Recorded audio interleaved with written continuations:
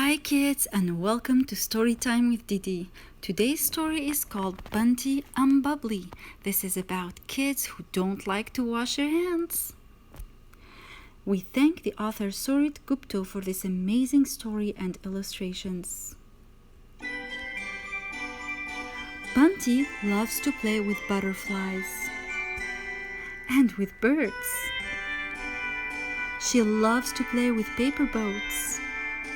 She also likes to make sand castles. When Bunty goes back home, her mother asks her to clean up, but she refuses. "I hate soaps," she screams. One night, she had a dream. The germs were all around her castle and are attacking her. Bunty is chased by the germs. She runs for her life and screams, "Help! Help!"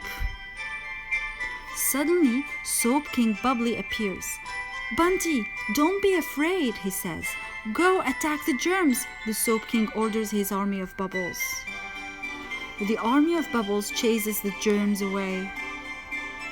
These days, Bunty likes to use soap, and she brushes and scrubs herself very clean. The end. Thank you for listening, kids. And don't forget to subscribe to Storytime with Didi. Have a great day.